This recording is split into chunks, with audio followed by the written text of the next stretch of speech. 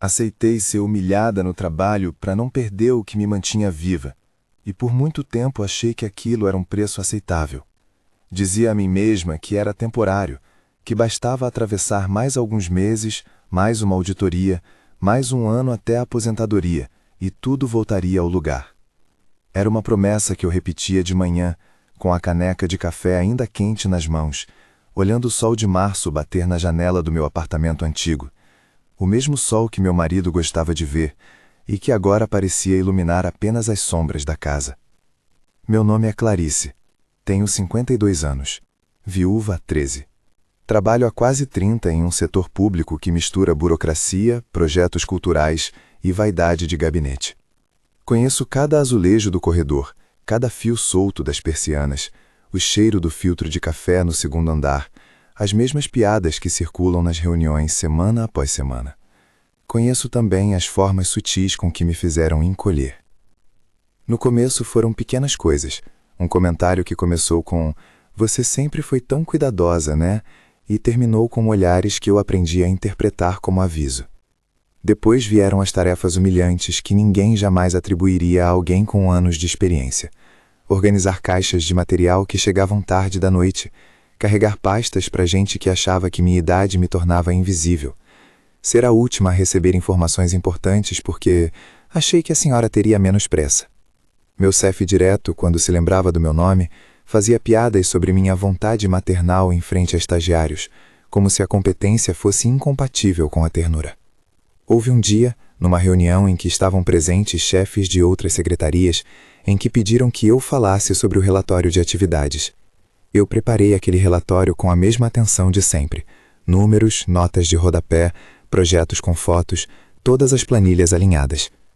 Mas meia hora antes, a responsável pela sala entrou com um cartaz que havia sido impresso em plástico brilhante e, sem cerimônia, colocou-o em cima da mesa onde eu estava. Era uma recriação da versão moderna do nosso projeto, feita por alguém contratado na pressa. A responsável olhou para mim e disse, em tom que queria soar gentil, "Clarice, deixa que a gente apresenta. Vai lá, cuida do café." Fui. Levei café. Enquanto servia, ouvi risadinhas. E não foi apenas um caso isolado. Tornou-se rotina. Quando volto a esses episódios, lembro sempre do mesmo cheiro. Café queimado, tinta solta de material reciclável, a madeira fria da mesa da sala de reuniões. Memórias que me marcaram mais que qualquer palavra direta. A humilhação vinha mascarada de gentileza, de "faça isso por nós", de "você é tão confiável". Aprendi a sorrir por fora e a me desmanchar por dentro. Muitas noites eu olhava para as pilhas de contas e pensava, é só segurar mais um pouco. A segurança financeira e a aparência social funcionavam como um colchão invisível que eu temia perder. Por que eu aceitei? Porque perder o emprego, para mim, não era apenas perder salário. Era perder um elo com o mundo. Meu marido havia morrido de forma tão lenta e definitiva que me deixou não só viúva, mas desorientada. Ficaram o apartamento, as lembranças e o medo. Trabalho me dava rotina, me prendia a um lugar onde eu ainda era vista, mesmo que vista com desdém, e em silêncio fui trocando minha autoestima por estabilidade, até que o desgaste atingiu ossos. Há coisas que a gente só percebe quando alguém de fora aponta. Foi assim que conheci o Rodrigo. Ele chegou como se fosse apenas mais um rosto numa equipe de obra. Não era chefe, não era o tipo que podia assinar minha demissão. Era um consultor de restauração, contratado por um edital para reformar a escola antiga onde fazemos alguns encontros comunitários. Veio com uma mochila de ferramentas, um caderno esquecido com desenhos e um sotaque que eu só conseguiria descrever como um rumor de cidade grande misturado com paciência. Nos primeiros dias eu mal o notava. Passávamos pelos corredores com cumprimentos breves, aqueles olás formais que dizem "sou uma peça funcional neste lugar". Ele trouxe pranchas, fez reuniões com engenheiros, trouxe profissionais e fornecedores. Mas em uma tarde de calor, quando eu me atrasei para pegar uma folha que havia sido deixada na copiadora, encontrei o Rodrigo encostado na escada, arrumando uns parafusos, com as mãos manchadas de tinta. Estava sem pressa. Havia algo naquela calma, uma disposição a ver os detalhes, que me chamou a atenção. Ele sorriu com um desses sorrisos que não ocupam a boca apenas, ocupam os olhos. "Precisa de ajuda?" perguntou. Não havia condescendência, só oferta. Só o fato de oferecer sem exigir posição hierárquica já foi um gesto que eu não esperava. Eu balancei a cabeça e sorri de volta. Obrigada, eu só deixei algo na copiadora. Peguei o papel, agradeci. Aquele pequeno encontro foi acolhedor de uma forma que há muito eu não sentia. Os primeiros diálogos foram sobre coisas banais: iluminação da sala, horários do elevador para a entrega de materiais, onde guardar as tintas que sempre pareciam sumir. Mas havia também um interesse legítimo nas minhas opiniões sobre o prédio, nas minhas histórias sobre os projetos antigos. Ele tinha lido relatórios antigos, pegado um livro velhíssimo da nossa estante e me perguntado a origem de um desenho. Eu me vi contando coisas que guardava só para mim, como certa vez eu tentei redesenhar uma fachada com aquarela e a burocracia me obrigou a rasgar o projeto, como quando era jovem, sonhei em ter um ateliê. Aquelas conversas me deram a sensação de que alguém me reconhecia como pessoa completa, não como um par de mãos para carregar pastas, não como uma senhora de bom coração.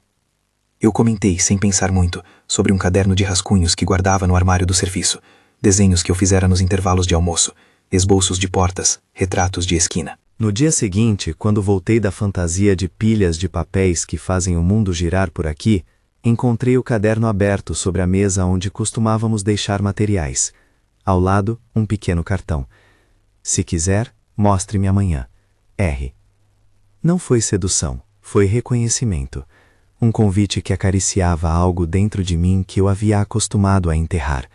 Um lembrete de que eu era mais do que tarefas e protocolos. E foi nesse ponto que uma mudança começou. Pequena, mas perigosa para o arranjo que mantinha minha vida estável. Os dias seguintes foram costurados por episódios onde eu me permitia olhar. Parei de responder automaticamente às piadas na sala de descanso e prestei atenção em como a luz batia sobre o papel do caderno. Comecei a almoçar com calma, a andar sem pressa no corredor quando ia ao banheiro. Rodrigo aparecia com um café de vez em quando. Dizia que tinha passado pelo dono da cafeteria da esquina e trouxe um grão que faz pensar. Era ridículo, eu sei, e ainda assim esses detalhes mudavam a maneira como eu respirava. Enquanto isso, no escritório, a pressão escalava. A diretoria começou a falar sobre cortes, e palavras como otimização e reestruturação viraram parte de uma nova música que tocava alto nos andares superiores. Rumores circulavam. Se for para enxugar, vamos enxugar o pessoal a alto custo. Eu, como funcionária de carreira, sabia que os cortes muitas vezes pegavam quem parecia caro demais, ou, paradoxalmente, quem era visível demais.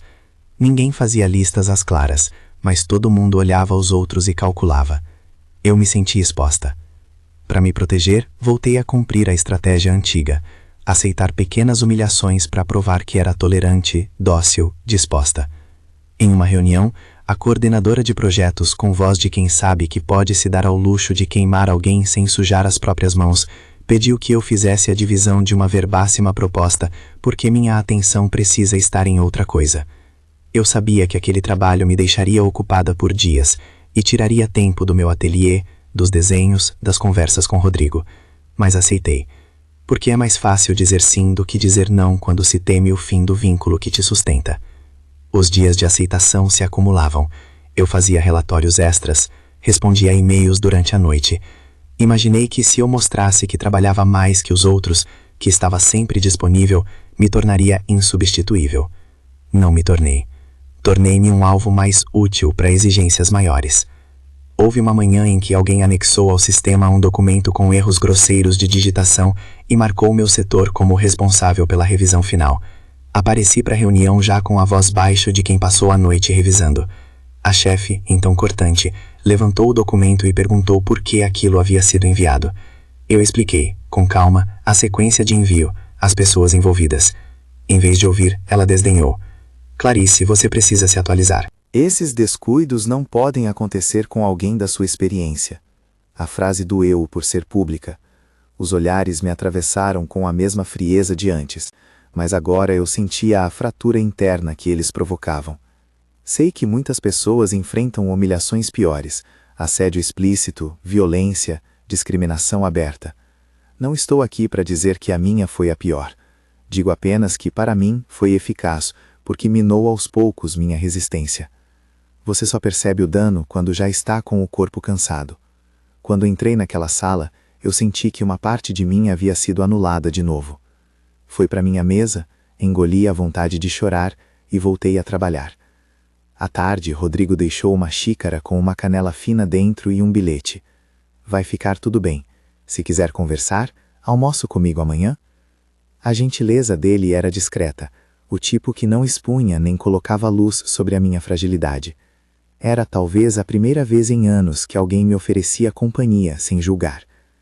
Minha filha, Ana, tem 27 anos e mora em outra cidade. Falamos por telefone, por mensagens, por chamadas rápidas quando conseguimos. Ana cresceu vendo o meu esforço, minha vontade de dar a ela uma educação que eu mesma não tinha. Ela carrega um orgulho e uma pressa que às vezes me sufocam. Quando contei a ela que Rodrigo me convidara para almoçar, ela reagiu como uma filha que protege. Mãe, cuidado, não se deixe enganar. Lembra o que aconteceu quando você deu tudo por alguém. O que ela quis dizer era, não repita o padrão de se anular por afeto. Mas havia também na voz dela um tom que eu não soube decifrar. Acusação? Medo? Percebi que as coisas estavam mudando dentro de mim quando, num fim de semana, peguei o caderno e comecei a desenhar. Não foram apenas rabiscos, foram portas, janelas, rostos de pessoas que eu nem conhecia direito. Durante anos eu tinha adiado essas horas por causa de coisas mais importantes. Agora, entre uma olhadela no relógio e outra, deslizei o lápis com uma vontade que me assustou. A tela pequena do meu apartamento começou a ficar mais viva. O vaso com uma planta que virei a regar com cuidado, a luz da tarde que agora eu deixava entrar sem tanta pressa para tapar as janelas com cortinas. Era um retorno para dentro, para a minha própria presença. No trabalho, porém, a maré vinha contra. Um rumor começou a circular de que um relatório recente teria sido enviado com informações incompletas e que isso poderia expor a secretaria a críticas públicas. O tópico virou assunto no corredor, e eu vi pessoas que até então haviam sido cordiais me evitar, como se o simples fato de eu existir naquele setor pudesse atrair problemas. Mais uma vez, uma voz que não era a minha tomou a frente. Clarice, precisamos falar, disse a coordenadora. Fui até sua sala, sentindo o peso das palavras antes mesmo de elas chegarem. Ela falou de processos, de necessidade de ajustes e de que talvez eu devesse assumir tarefas mais administrativas, menos visíveis, para evitar riscos. Tradução: deslocar-me para funções que me deixariam segura financeiramente, mas que me tornariam invisível socialmente. Na prática, era um convite para aceitar um papel menor, uma promoção travestida de rebaixamento. Eu poderia recusar? Sim, mas naquela hora a conversa soltou sentença. Aceite e você continua. Recuse e talvez não haja amanhã. Saí daquela sala com uma mistura de vergonha e raiva. Me senti reduzida a um problema que precisava ser empacotado com cuidado para não incomodar os que detêm poder. Voltei para minha mesa, onde o caderno me aguardava, e respirei fundo. Tudo na minha vida parecia uma balança entre o que eu podia perder e o que eu precisava guardar. Cartas do meu marido, um pouco de renda, o respeito próprio. Escolhi naquele instante pequeno o que me parecia mais fácil. Pedi para assumir as tarefas administrativas. Fiz aquilo com a mesma naturalidade com que muitas de nós, mulheres da minha idade, aprendemos a fazer escolhas que não abalam a corrente. Sacrificamos um pedaço para manter o resto. Houve alívio imediato. Havia menos olhos sobre mim. Havia menos possibilidade de errar em público. Mas também havia menos espaço para respirar, menos tempo para desenhar. E a humilhação, embora menos visível, continuou presente em pequenos cortes. Ser convidada para organizar um evento infantil enquanto um jovem assumia a apresentação principal. Ser a pessoa que precisa colocar tudo em ordem, enquanto o outro se apropriava das glórias. Aceitar me deu segurança, sim, mas também me garantiu o que eu mais temia: ser esquecida. E então veio o dia em que soube que o orçamento para o meu setor sofreria cortes reais. Uma ata de reunião confidencial provocou o rumor de que haveria demissões, que certas equipes precisariam reduzir gastos imediatamente. Eu escutei a notícia na sala de descanso, com uma xícara de café meio cheia e a voz da coordenadora ecoando ao fundo.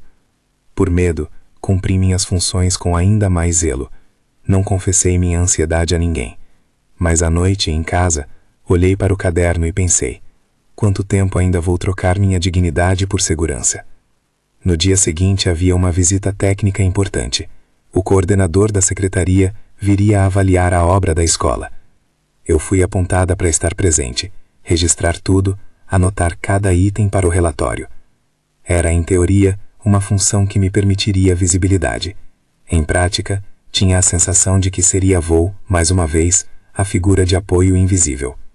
Rodrigo chegaria também. Era o dia em que os consultores apresentariam um cronograma. Senti um frio estranho no estômago. Não por medo de perder o emprego somente. Por medo de que a qualquer sinal de fraqueza eu fosse empurrada para fora. Antes de sair de casa, olhei o apartamento pela última vez. Vi os quadros encostados na parede, a xícara com pincéis, o casaco antigo do meu marido. Pensei em como, desde que ele se foi, minha vida havia se dividido em funções. Mãe de novo, funcionária pública, mulher que pinta às escondidas. Existiam desejos que eu não sabia mais como nomear. Existiam humilhações que eu aceitara sem pensar nas consequências a longo prazo. E havia agora a presença inesperada de um homem que me via desenhar. Peguei a bolsa, o caderno enrolado e saí. Havia um peso na minha garganta e uma leveza no coração, como quem carrega uma coisa valiosa e ao mesmo tempo teme que alguém peça que a deixe na gaveta. Se esta história te toca e você quer ouvir mais sobre escolhas, perdas e recomeços, inscreva-se para que eu possa contar o resto. Prometo que não é só sobre humilhação. É sobre como encontrei um caminho que ninguém me ensinou. Cheguei ao prédio com a testa suada. No corredor, a recepção fervilhava de gente com papéis e crachás. Senti o toque da memória. Ali eu já tinha orientado grupos, preso prêmios simbólicos, sido parabenizada por projetos que aos olhos de alguns pareciam meras formalidades. Hoje, porém, sentia o presságio de um julgamento. A reunião começaria em breve, e eu sabia que meu papel ali poderia determinar minha permanência. Quando entrei na sala técnica, percebi que o clima estava tenso. Havia homens com coletes refletivos e óculos no bolso, engenheiros olhando para plantas e um ar geral de pressa. O coordenador da secretaria, homem que sempre carregou consigo uma postura de quem resolve problemas com pouca paciência, estava presente. Rodrigo entrou alguns minutos depois, com a mochila de ferramentas nas costas e o caderno de desenhos preso sob o braço. Quando nossos olhares se cruzaram, trocamos um aceno breve. Havia entendimento nos olhos dele, como se dissesse: hoje será um dia duro, estou aqui. Isso me deu algo parecido com coragem. A apresentação começou. O coordenador falou com firmeza, apontando prazos, mencionando cortes. Em certo momento, ele olhou para mim e pediu que apresentasse a planilha com as demandas de manutenção. Eu respirei, levantei e fui até a mesa. Ao abrir o arquivo, notei que as últimas páginas haviam sido alteradas por alguém. Um itinerário de custos que incluía itens duplicados e um nome que eu não reconhecia como responsável. Alguém fora de mim ou de minha equipe havia alterado o documento. Senti as mãos tremerem. Era um erro que poderia ter consequências. Olhei para a sala. Alguns rostos mostravam surpresa, outros, prazer. A coordenadora fez um gesto imperceptível. Eu sabia, naquele instante, que se aquilo fosse usado contra nós, eu seria a primeira a culpar. Fiquei parada, com a planilha impressa nas mãos, e percebi que a sala parecia encolher. O coordenador perguntou: Clarice, o que aconteceu aqui? Eu podia inventar. Poderia dizer que outra pessoa havia feito as alterações. Poderia também admitir que eu havia falhado na revisão. Num lampejo, me vi escolhendo mais uma vez a via da segurança. Sorri com a boca seca e disse: acho que houve uma alteração no arquivo. Vou conferir agora e corrigir. Ninguém me chamou de corajosa. Ninguém me ofereceu respaldo. Apenas olhares que mediam se eu seria um problema ou um recurso. No corredor, depois da reunião, senti alguém tocar meu ombro. Era Rodrigo. Quer que eu dê uma olhada com você? Disse ele, sem nenhum tom paternalista, apenas oferta. Havia naquela oferta algo que eu sabia precisar muito: presença. Aceitei. E enquanto caminhávamos para a sala de reuniões secundária, pensei que pela primeira vez em muito tempo não precisava inventar forças. Havia alguém ali que não vinha com o julgamento pronto. Entramos e ele fechou a porta com leveza. Puxou o computador, passou os olhos nas planilhas e disse o óbvio. Isso aqui tem alterações externas. Há um histórico de edição. Alguém entrou depois de você. Ele apontou uma hora e um usuário. Era um nome que eu conhecia de vista. Entendi na hora o que poderia acontecer. Rodrigo sugeriu, com a prudência de quem conhece processos e também o coração humano. A gente documenta, mostra o histórico, faz um ofício pedindo esclarecimento. Sejam sérios. Ouvir a lógica simples me deu tranquilidade e medo. A mesma lógica que poderia me proteger, também poderia me expor. Voltei à sala maior com um plano prático. Expliquei que iríamos abrir um pedido de averiguação, apresentar o histórico e aguardar resposta.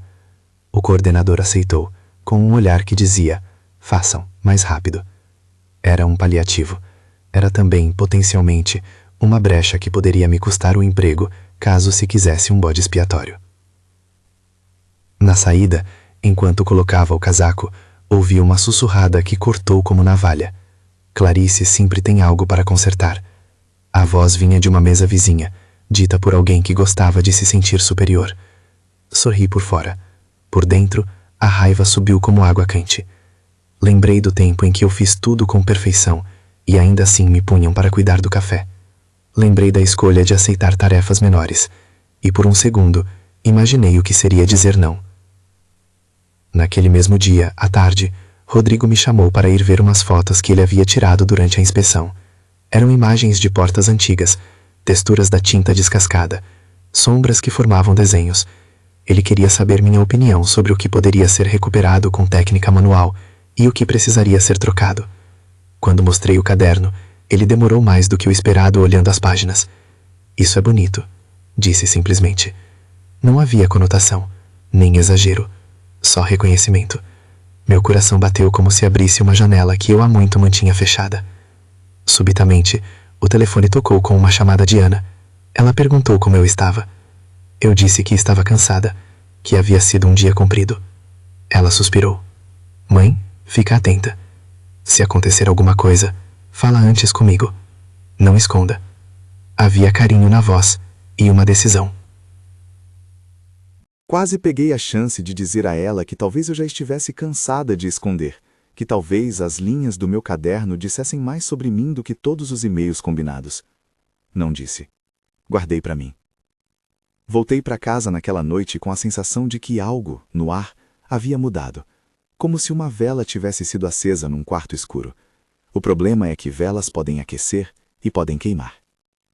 Fiquei pensando em quantas mulheres ao meu redor e quantas gerações antes de nós aceitaram pequenas humilhações pensando que o custo valia a pena. Pensei também que aceitar pode, por vezes, ser inteligente. Sobreviver é uma forma de vitória, mas sobreviver com o sentimento de ser menor é algo que corrói. Deitei com o caderno aberto no criado mudo. As margens das páginas faziam sombras. Pintei com os olhos fechados. Sonhei com portas que se abriam para ruas cheias de cores. Sonhei com o que poderia acontecer se eu aceitasse um convite de Rodrigo para mostrar meus desenhos a um amigo que trabalhava numa galeria pequena. Sonhei com o que poderia acontecer se eu dissesse não na próxima vez que me pedissem para resolver tudo nos bastidores. Na manhã seguinte, algo inesperado aconteceu. Ao chegar ao prédio, vi que um banner havia sido colocado do lado de fora, anunciando uma visita do secretário municipal. O nome da nossa secretaria estava em letras grandes e embaixo uma linha sobre o projeto de revitalização. Pessoas passaram por mim, comentaram, e eu percebi que se algo desse errado, haveria público para ver. Se algo desse certo, talvez fosse a oportunidade que eu temia. Com a adrenalina misturada à ansiedade, senti que a escolha de aceitar humilhação por segurança não seria mais tão fácil. Havia olhos, havia fotografia, havia possibilidade. Entrei na sala técnica. A rotina apertava. O coordenador pediu um relatório final em 2 horas. Havia uma pilha de documentos na mesa que exigia revisão imediata. Alguém sugeriu que eu ficasse de fora e que o jovem estagiário fizesse a leitura em voz alta. Eu sabia que se dissesse algo agora poderia ser isolada. Decidi ficar. Peguei um bloco, sentei e comecei a ler. Enquanto os números passavam, senti que o destino, aquele que o título promete, estava prestes a se revelar de uma forma concreta. Não sabia ainda se seria libertador ou devastador. Só sabia que mais uma vez eu teria de escolher e que talvez essa escolha não seria só minha. Não sabia ainda se seria libertador ou devastador. Só sabia que, mais uma vez, eu teria de escolher, e que talvez essa escolha não seria só minha. A apresentação para o secretário começou com a formalidade de sempre: números, prazos, planos. Mas havia também câmera, fotógrafo e um pequeno grupo de jornalistas que eu não esperava ver tão de perto. A energia na sala mudou. Virou espetáculo. Logo ali, no canto onde eu costumava acomodar meus rascunhos, alguém havia colocado uma pequena bancada com trabalhos de alunos e uns poucos desenhos do caderno que eu, em segredo, trazera a tiracolo. Não sei bem quem colocou aquilo. Achei que fosse uma gentileza de Rodrigo, uma forma discreta de me dar visibilidade sem exposição. Ver aquilo ali acendeu um calor estranho no peito, uma mistura de orgulho embaraçado e medo. No momento em que me pediram para apresentar a planilha com as demandas finais, percebi que havia algo diferente. O coordenador olhava para mim com um tom que não escondia a intenção. Antes que eu pudesse abrir a boca, o celular dele vibrou e, sem cerimônia, o mostrou para todo mundo ver. Uma mensagem de um servidor com uma montagem de e-mails anônimos. A sala ficou pequena. O coordenador se inclinou para a mesa e, com um ar de quem vai cortar um erro pela raiz, disse em voz alta: Clarice, precisamos entender por que houve essas inconsistências. Se houve falha de revisão, teremos que tomar providências. O subtexto era claro. A linha seguinte, dita com lentidão, foi como uma lâmina. Numa hora de cortes, quem erra precisa arcar com as consequências. Eu senti a boca seca, mas não voltei a repetir o velho gesto de me esconder atrás do sorriso. Em vez disso, respirei e falei, com voz firme, sem elevar o tom. Podemos verificar o histórico de edições do documento. Há um registro que mostra quem alterou as páginas depois da minha última revisão. Olhares varreram a sala. O coordenador franziu o senho. Foram segundos, 2, 3, que me pareceram uma eternidade. Então Rodrigo, já ao meu lado, pegou seu tablet e, de maneira discreta, compartilhou a tela com o responsável pela TI. É só puxar o histórico, sugeriu. Tem um registro. Não era só técnica, era o apoio de alguém que não me tratava como problema. Chamaram a TI, pediram que o histórico fosse aberto. E lá estava. Carimbos de hora, nomes, usuários. Uma edição feita horas antes por um funcionário de outra equipe. Alguém com um histórico de atuação criativa em documentos. O coordenador olhou para os nomes e tentou, por instinto, fechar o caminho da própria responsabilidade. Mas o registro não se deixava apagar com a vontade alheia. A verdade técnica apareceu, cru e medível. Um silêncio denso ocupou a sala. Foi breve, mas suficiente para me mostrar que a confirmação de uma injustiça podia, ao mesmo tempo, criar outras tensões. O secretário, homem acostumado a decidir com rapidez, olhou para os papéis e disse que eram necessárias apurações. Ele anunciou que seria aberta uma verificação interna e que até lá algumas rotinas seriam revistas para evitar novos problemas. A palavra apuração pairou sobre nós como promessa e ameaça. O coordenador piscou, como quem tenta se recompor. Eu, por minha vez, senti algo como um fio de esperança. Uma esperança cautelosa, porque sabia que a verdade contava pouco quando havia interesses. Quando a reunião acabou, as pessoas se dispersaram como folhas ao vento. Alguns me parabenizaram pela calma. Outros, os que mais tarde fariam comentários secos na copa, tomaram distância. O coordenador me pediu que ficasse. No corredor, ele fechou a porta com o cuidado de quem tenta não derramar sua autoridade. Clarice, disse com uma voz que tentava soar conciliadora, você fez bem em trazer isso, mas saiba que processos podem ser demorados. Enquanto isso, o ideal é que você se mantenha em funções menos expostas. Não é nada pessoal. Eu ouvi, e por dentro me perguntei quantas vezes aquela frase já não havia sido uma sentença. Voltei à minha mesa com a sensação de que tinha tirado a roupa de papel que haviam me vestindo. O que eu não sabia era que o simples ato de não aceitar ser o bode expiatório já havia causado um cluster de inquietações. Alguém apertou o passo para espalhar que eu havia sido difícil. Outros começaram a medir meu comportamento com lupa. E claro, havia a pequena exposição das minhas coisas. O caderno aberto, os rabiscos, o bilhete de Rodrigo. Notícias circulam em corredores como vento em cortina. Tudo pequeno vira rumor. Alguns dias depois, o jornal local publicou uma nota sobre as possíveis falhas no relatório do projeto. Ninguém me citou nominalmente, mas as insinuações correram como pólvora.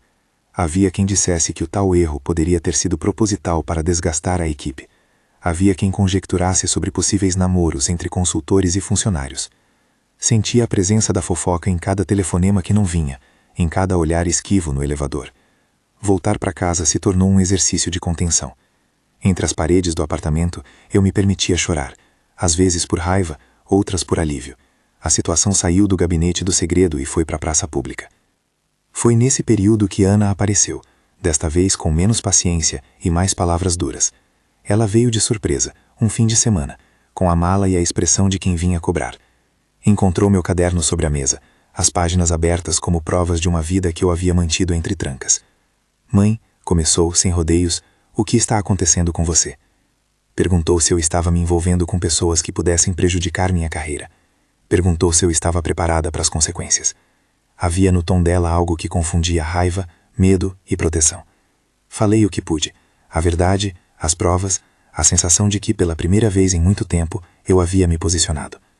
Ela me olhou como se eu tivesse cometido um erro grave por ousar sair de um molde que, para ela, representava segurança. A discussão foi dura. Ana disse palavras que feriram, que eu estava sendo infantil, que havia trocado estabilidade por aventura.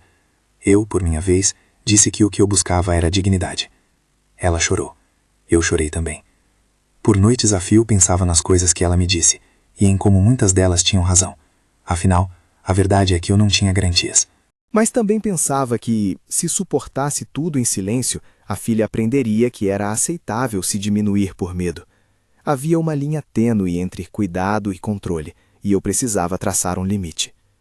Enquanto as tensões externas e familiares cresciam, a relação com Rodrigo se desenvolvia de maneira que eu não esperava, sem pressa, sólida nas pequenas coisas.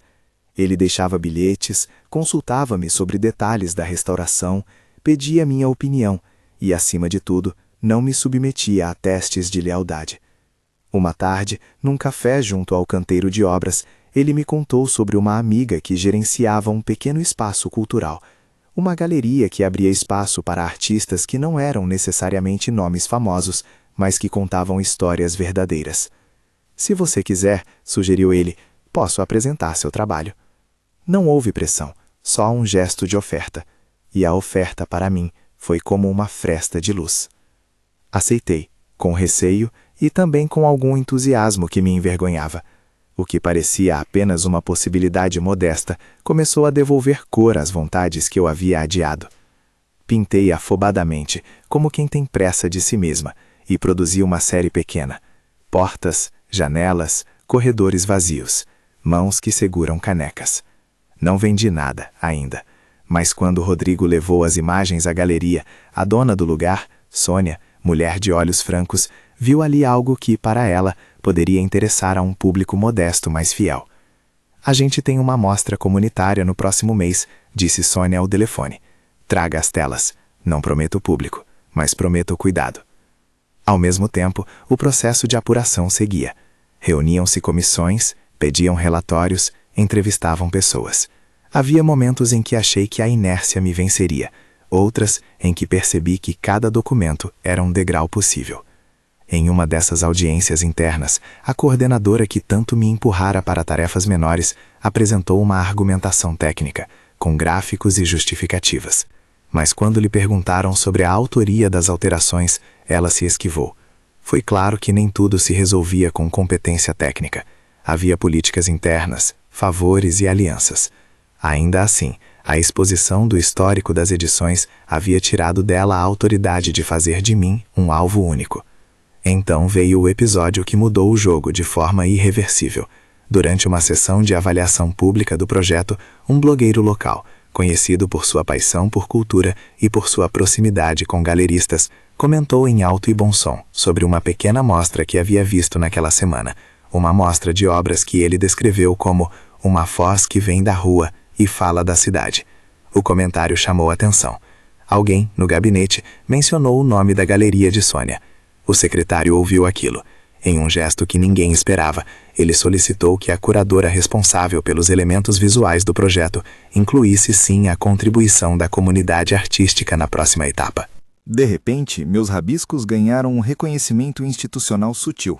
Apareceram no site, em um pequeno destaque, com crédito.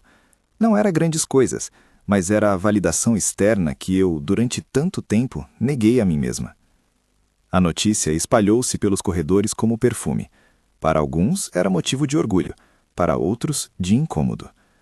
A coordenadora, que já tinha motivos para se sentir ameaçada pela mudança de foco, começou a articular uma narrativa nova, que eu estaria buscando protagonismo e que isso poderia atrapalhar a execução técnica do projeto.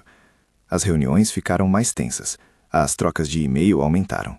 E eu, no meio disso tudo, percebi que aqueles poucos reconhecimentos artísticos me ofereciam uma porta de saída que eu não havia antecipado.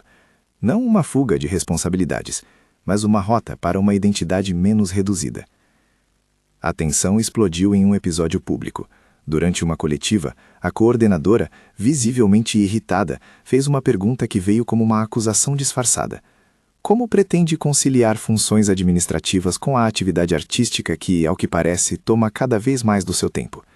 Havia intenção na maneira como ela pronunciou a palavra conciliar.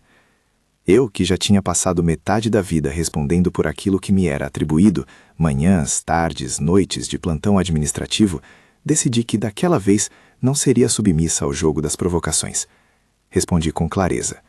Tenho dedicado horas pessoais ao meu trabalho artístico, assim como cumpro minhas atribuições aqui. Acredito que podemos conciliar o serviço público com o reconhecimento das artes locais. Não vejo contradição.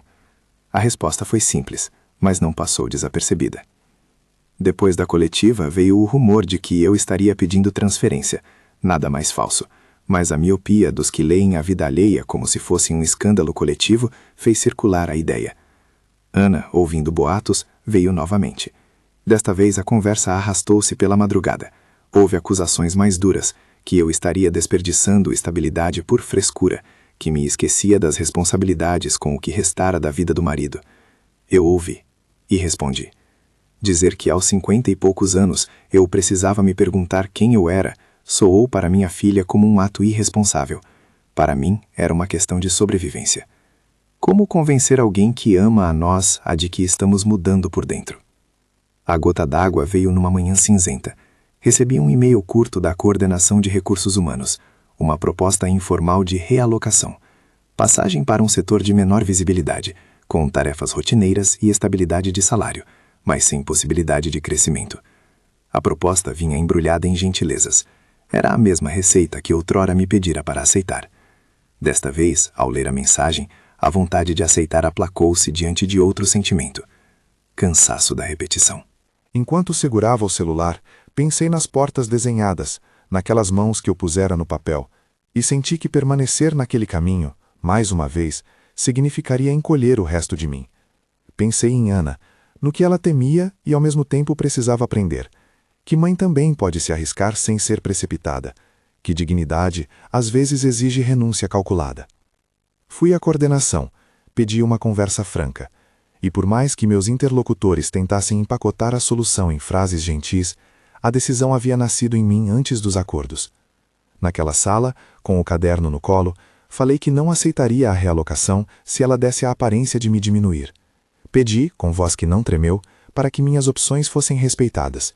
Continuaria no cargo que ocupara, mas se me sugerissem uma saída, gostaria que ela viesse como proposta de emancipação, não como castigo. Era um pedido simples e audacioso. Tratem minha saída com dignidade, não como punição. As negociações políticas que se seguiram foram delicadas. Houve, é claro, quem enxergasse minha postura como petulância. Houve quem usasse meu nome para sinalizar lealdades. E houve quem, silenciosamente, simpatizasse com a vontade de uma mulher que, depois de tanto tempo, pedia para ocupar um lugar mais inteiro. Rodrigo me apoiou de maneira concreta, ofereceu ajuda na organização de um evento na galeria, levou-me a conhecer pessoas, sugeriu contatos. Mas deixou claro também que não seria ele quem salvaria a minha vida. Era eu que teria de fazer o trabalho árduo. Isso me tranquilizou. Havia parceria, não resgate. Então, num dia claro de setembro, veio a decisão final. A secretaria apresentou duas propostas. Uma, um acordo de transição em que eu sairia com uma pequena indenização e com a possibilidade de ocupar, por 6 meses, um espaço da própria secretaria para uma mostra itinerante sobre patrimônio. Nada grandioso, mas uma alavanca. A outra, sequência de processos que poderiam prolongar minha presença no órgão, mas sem garantia de estabilidade emocional. Depois de conversar com Ana, depois de noites de cálculo e emoção, optei pela primeira. Não porque fosse mais segura, porque era honesta. Eu poderia sair com dignidade, com alguma rede de proteção, e investir naquilo que me fazia sentir viva. Ao anunciar minha decisão, houve surpresa, lágrimas, e, para minha própria surpresa, certa sensação de culpa que tive que enfrentar. Ana não falou comigo naquele dia. A coordenadora aliviou um sorriso de quem vence uma batalha. Colegas me abraçaram com sinceridade. Outros trocaram olhares. Rodrigo segurou minha mão discretamente e disse apenas: "Você fez bem em escolher." A frase era simples, e foi como água na sede. A despedida do prédio foi um ritual modesto. Minha mesa vazia, as canecas guardadas, os arquivos organizados. Levantei-me cedo para fazer uma limpeza emocional. Passei o pano na superfície da mesa. Olhei para os cantos onde tantas rotinas se haviam formado. Havia nostalgia, havia pesar. Mas também havia esperança. Senti, pela primeira vez em anos, que a humilhação que eu aceitara por tanto tempo não me definiria mais. Saí com uma caixa de papéis, com o caderno enrolado e um coração batendo forte. Minha filha, no entanto, só apareceu dias depois. Houve um telefonema, 1h de tarde, com voz rouca, pedindo para conversar. Ela veio com um semblante que alternava reprovação e cuidado. Falou sobre medo de instabilidade, sobre o quanto se preocupava. Eu ouvi, repeti que sabia dos riscos e disse que esse risco era menos assustador do que viver anos a modo de quem sofreu anulação. Foi duro, choramos. E, como toda reconciliação que vale a pena, aconteceu devagar, em pequenos gestos. Ela me trouxe almoço, fez café, ficou para ver meus quadros. Olhou-os, demorada, e disse quase sem vontade, que havia ali um traço da mulher que ela lembrava da infância. Uma mulher que via beleza em coisas simples. Foi um começo de trégua. Os meses seguintes foram de trabalho. Montei um pequeno ateliê no quarto de hóspedes do apartamento. Transformei a mesa de jantar em uma bancada e comecei a viver em camadas. Manhãs dedicadas à produção, tardes a falar com curadores e orientadores, noites a responder mensagens de amigos que ofereciam apoio. A mostra Insônia aconteceu em novembro. Foi modesta, mas para mim parecia uma exposição em galeria grande. Tive obra vendida, convites para participar de outros espaços, pessoas que, ao ver minhas portas pintadas, lembravam de quartos de infância, de casas que tinham deixado, de portas que não se abriam mais. Um crítico de um jornal cultural fez uma pequena nota, com palavras que eu não teria ousado imaginar. Uma narrativa de cidade, de portas e de mulheres que se reerguem. Líamos a nota juntas, eu e Ana, e entre risos e lágrimas, a sensação de que algo verdadeiro nascia, ainda que frágil. A vida mudou também nas pequenas coisas. Comprei uma tinta melhor, troquei pincéis, experimentei novos suportes. Conheci outras mulheres que, como eu, reinventavam suas rotas depois dos 50. Havia solidariedade nas conversas de café, conselhos práticos trocados com leveza e menos vergonha. Rodrigo esteve presente, sempre respeitando o meu espaço. O que nasceu entre nós foi uma parceria construída na gradualidade, presença, respeito, desejo contigo. Nunca o vi como solução dos meus problemas, era antes um companheiro na caminhada. Nos fins de tarde, caminhávamos sem pressa, olhávamos fachadas antigas e às vezes ficávamos em silêncio, só ouvindo o som da cidade. Havia ternura sem pressa. As reações familiares variaram. Algumas pessoas da família de meu marido olharam com desconfiança, culparam-me por ter deixado as coisas correrem. A cunhada resmungava em almoços de família que eu havia escolhido uma vida incerta. Mas outras, especialmente algumas vizinhas, me olharam com admiração. Uma delas, Dona Lúcia, fez questão de dizer: "Você teve coragem de sair da penumbra." Palavras simples, que curavam. Foi bom perceber que, ao escolher dignidade, eu também inspirava quem me observava. Houve, claro, momentos de dúvida. As contas vieram regulares e, numa tarde de janeiro, a ansiedade me bateu forte. E se eu tivesse tomado a decisão errada? Mas nesses dias eu abria o caderno e começava a desenhar. As linhas me lembravam de que havia uma consistência interna que não se comprava com segurança econômica. Busquei formas de monetizar meu trabalho sem perder sua integridade. Participei de feiras, vendi impressões pequenas, dei uma oficina para um grupo do bairro. Cada venda pequena foi uma vitória prática e simbólica. E então, em uma noite que lembro com carinho, uma curta reportagem sobre artistas locais trouxe minhas portas para a televisão municipal. O telefone tocou, mensagens chegaram. Uma galerista de outra cidade, que vira a matéria por acaso, ofereceu um convite para participar de uma coletiva regional de arte. Aceitei. Era a confirmação de que o caminho que eu escolhera não era uma loucura, era um percurso possível. A relação com Ana foi se ajustando. Ela passou a me frequentar com menos tensão e mais curiosidade.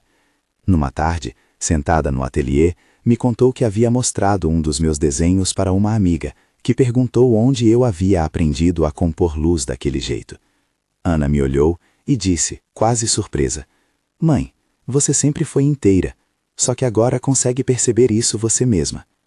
Foi um reconhecimento que derreteu algo dentro de mim. Não a condenação do passado, mas o perdão pelo tempo em que, por medo, me encolhi. Quanto ao que foi o início, a humilhação aceita no trabalho, houve consequências claras. Perdi o vínculo com aquele lugar, mas ganhei um público que me via como artista. A demissão, que para muitos soaria como desastre, foi para mim um impulso que me obrigou a trilhar uma nova rota. Não digo que foi fácil. Houve noites em que me arrependi e me perguntei se tivesse sido imprudente. Mas também havia a sensação de integralidade recuperada, a capacidade de olhar para a mesa de jantar transformada em cavalete e sentir que ali havia sentido. Rodrigo e eu caminhamos por um tempo com a mesma direção. Os afetos se tornaram companheirismo e, mais tarde, intimidade serena. Não foi um conto de resgate. Eu não precisava ser salva. Ele apenas caminhou ao meu lado quando eu, pela primeira vez em muito tempo, resolvi andar firme. Havia respeito pelo meu ritmo. Havia admiração por aquilo que eu criava. Eventualmente nos tornamos parceiros, mas sempre com a consciência de que minha autonomia vinha primeiro. Anos depois, e eu digo anos porque mudança leva tempo, não aconteceu de um dia para o outro, inaugurei uma pequena exposição solo, com o título Entradas e Saídas. Ana veio, trouxe amigos, riu e chorou. A galeria estava cheia de pessoas que talvez não tivessem entendido cada pincelada, mas que sentiam algo, a presença de alguém que escreveu suas portas em tinta. Vendi algumas peças, algumas ficaram para mim. Recebi mensagens de mulheres que diziam ter se reconhecido nas imagens. Alguém escreveu: "Seu trabalho foi um espelho." A frase me fez pensar nos espelhos que, por tanto tempo, me ensinavam a ver apenas o que faltava. Hoje, quando me perguntam se eu aconselharia outra mulher a fazer o mesmo, eu respondo com honestidade: não há receita, há escolhas. Há coragem e, às vezes, medo. Há custos. Mas existe também a possibilidade de viver com menos vergonha. Se eu pudesse voltar no tempo, talvez segurasse minha filha mais perto em alguns debates, talvez explicasse antes os riscos, mas não mudaria o que fui. Aceitar a humilhação para me manter não era uma virtude, era uma sobrevivência. Abandonar essa estratégia quando me foi possível foi recuperar a vida. Aprendi que a dignidade tem diferentes faces. Às vezes é pedir dignidade no trabalho, às vezes é aceitá-la em deixar ir. Aprendi que relações podem nascer em meio a conflitos e se transformar em parceria, desde que haja respeito. Aprendi, sobretudo, que a arte me devolveu a voz que eu achava ter perdido. Se me perguntarem qual foi o momento em que o destino interveio, eu direi que não há um único evento místico. Foi uma série de pequenas portas que se abriram. A oferta de um bilhete, o reconhecimento de Rodrigo, a chance de uma galeria, a coragem de não aceitar ser transformada em bode expiatório. O destino, no meu caso, foi composto por ações humanas, algumas gentis, outras duras, que me permitiram escolher. E se você, aí do outro lado, já aceitou ser humilhada para manter algo que achava necessário, um emprego, um relacionamento, uma aparência, quero dizer que entendo a pressão. Sei o que é medir perdas e ganhos com a respiração presa. Não tenho uma fórmula mágica. Tenho sim a história de que é possível retomar pedaços de si, e que a coragem de mudar não precisa ser perfeita para valer. Conta aqui nos comentários, você já aceitou algo que te humilhou para garantir segurança? Como foi? Compartilhe este vídeo com alguém que pode se reconhecer nessas portas fechadas e precisa de uma fresta de luz.